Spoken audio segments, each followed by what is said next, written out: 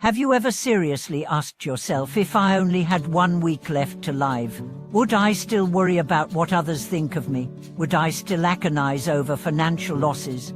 Would I continue to cling to past hurts caused by others? Or would you suddenly realize that none of these matters as much as you thought? Welcome back to our channel. Today, we are going to explore a deeply unsettling yet profoundly enlightening topic: death. We often hear that life and death are of utmost importance, but have you truly reflected on what death means? Have you used death as a mirror to examine how you live today? The great master Dingo Chinze once said, "If you truly contemplate death, you will realize that you need nothing." This is not merely a poetic phrase, but a sharp awakening call cutting through worldly illusions. Our discussion will revolve around 2 core questions. First, when we contemplate death, which attachments in life can be released? Second, how can we transform our awareness of death into wisdom and strength for living fully in the present? Many shy away from speaking about death, seeing it as taboo or unlucky. Yet precisely because we avoid it, death lurks in every corner of our lives, arriving unexpectedly in forms of crisis and loss. True courage is not avoiding death but facing it squarely and drawing life's deepest wisdom from it.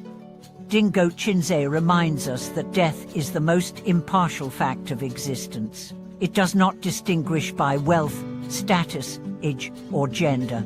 It does not come when you are ready. Many believe youth means endless time, but life's end waits for no one. When you begin to genuinely contemplate death, you realize many things once thought important lose their weight. You start to ask yourself, how much happiness have I sacrificed for vanity? How many genuine moments have I lost to meaningless comparisons? How often have I silenced my true self to please others? How many things have I desperately chased that now seem unworthy?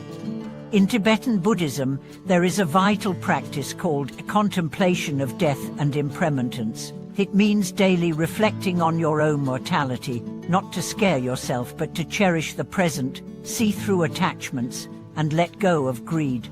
For example, every morning upon waking, ask yourself, if today were my last day, how would I live it?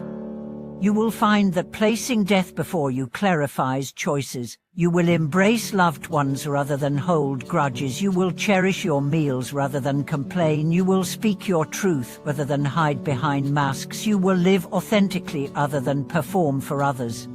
Dingo Chinze explains that true practitioners do not panic at death because they make death their teacher. It reminds them what truly matters. He points to the example of Mila Raypo, who lived simply on netillas and wild herbs, yet attained supreme realization because he focused fully on practice, no longer wasting time chasing fame, desires, or emotions. Modern people often complain of not having enough time, but in truth, time is ample. We simply waste it on unnecessary distractions. We fill hours with scrolling phones, complaining about life, envying others, seeking external validation. Rarely pausing to ask, why am I alive? Will I regret my choices at life's end? Death is the strongest wake-up call. When you truly see death, you begin to live sincerely. Many fear that thinking about death will make life depressing. This is a misunderstanding. Contemplating death does not mean drowning in fear, but awakening to life's preciousness, experiencing every moment vividly, and discerning what to cherish and what to let go.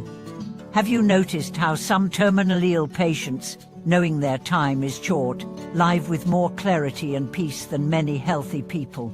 They no longer waste energy on trivial social games or seeking everyone's approval. They speak honestly, live fully, and treasure every moment with loved ones. They embody wholeness, a gift death grants them.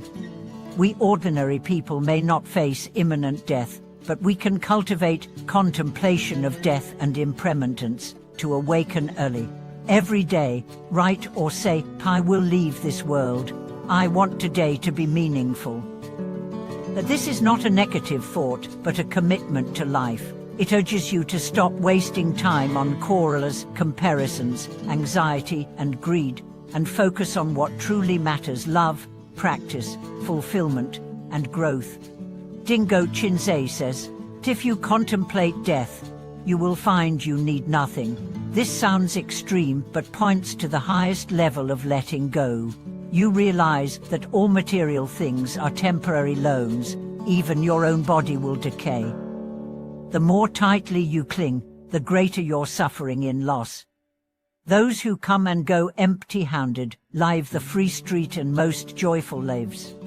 Letting go does not mean poverty, but freeing your hands to embrace what truly matters: peace, compassion, awareness, and clarity. When you are no longer enslaved by possessions or desires, your mind becomes like the vast winds of the plateau, limitless, free, and transparent. You will see, you do not need so many clothes because you cannot wear them all. You do not need everyone's approval because it is impossible. You do not need a packed schedule because blank spaces nourish creativity. You do not need to win every time because yielding is the greatest wisdom. Death teaches us to live simply and fully. Put down distractions and you hold the highest treasures. Thank you for watching this video. Please share your thoughts and stories below. If this video touched your heart, please like and subscribe to support our channel. We look forward to walking the path of clarity and awakening together.